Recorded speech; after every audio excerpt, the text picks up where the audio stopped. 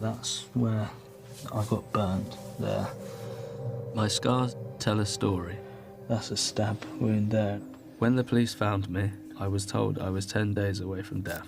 This is the chilling true story of Alexander Skeel. He survived being born too early. He survived childhood illness. But the most brutal battle of Alexander's life came from someone he loved. Someone who claimed to love him back. Well, it started off, I was lying in the bed and she would wait till I was asleep and just hit me on the head with a bottle. I managed to get rid of the bottle without her knowing. And then she moved on to a hammer.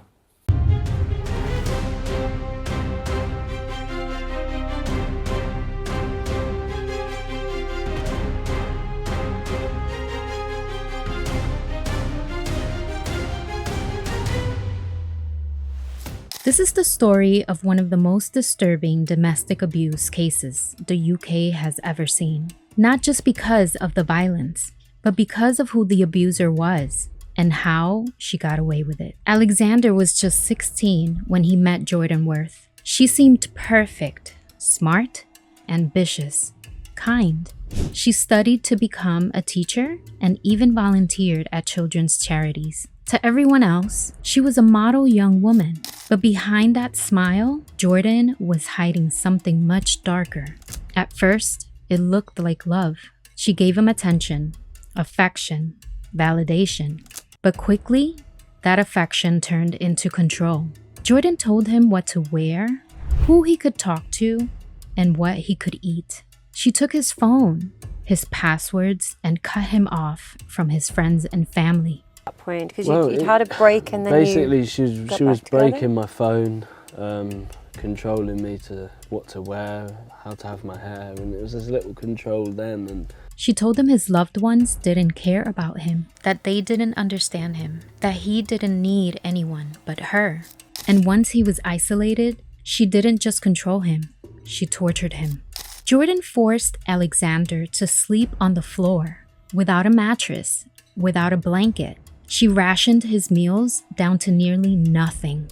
Some days, all he got was a single slice of bread. He lost so much weight, he looked skeletal. His body began to shut down. But the physical abuse was even worse. She smashed plates over his head, beat him with blunt objects. She stabbed him with broken bottles, leaving open wounds that she refused to let him treat. Then came one of the worst acts. She poured boiling water on his arms and legs, leaving third-degree burns. When you're in an abusive relationship, you're cut off from the rest of the world. For 2 years, I lost touch with all my friends and family. I wasn't eating properly. He was covered in scars, each one a silent record of what she'd done.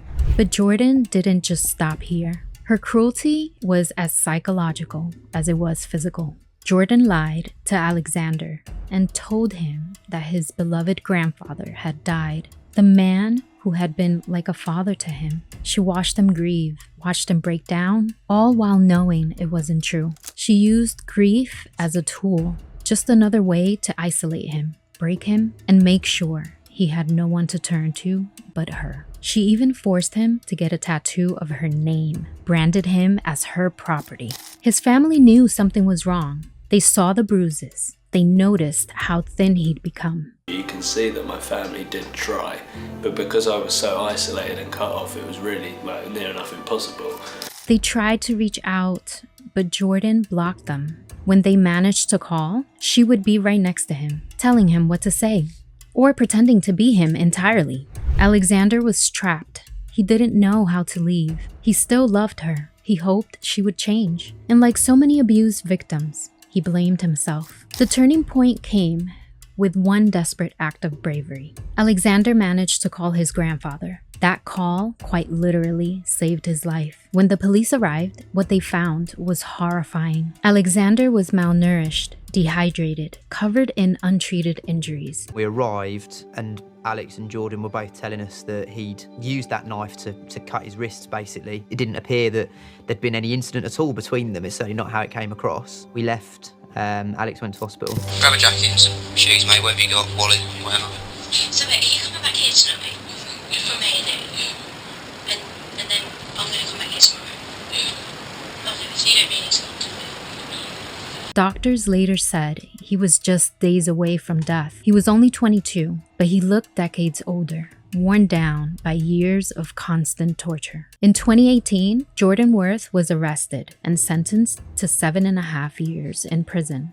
Would you say at any point you have made it difficult for him to see his friends or family? No.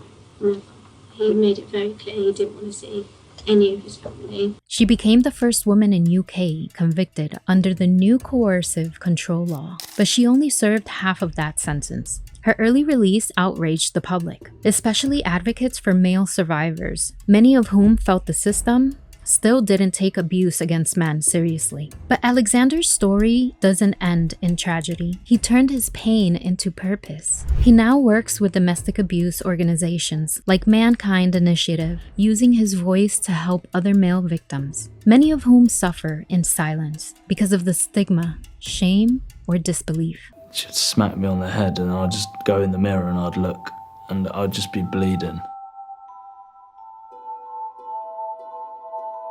The tattoo Jordan forced him to get, he turned into a tiger, a symbol of strength, survival, rebirth. He now coaches youth, speaks publicly, and wears clothing with awareness slogans. He's reclaiming his body, his story, and his voice. His journey isn't easy. He still lives with trauma, flashbacks, and scars, both physical and emotional. But he's healing, he's living, and he's helping others find the courage to speak up too.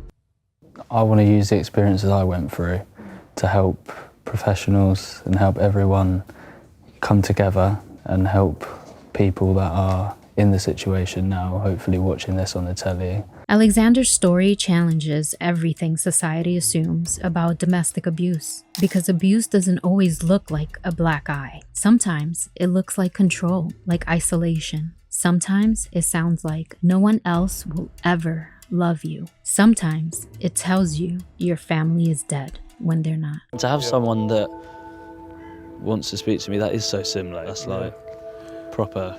And sometimes it's invisible, but it's still real. If you made it this far, remember this: not all abuse leaves bruises. Sometimes it comes with a smile, a compliment, or the words, "I love you." Have you ever known someone in a relationship that didn't look abusive, but something felt off?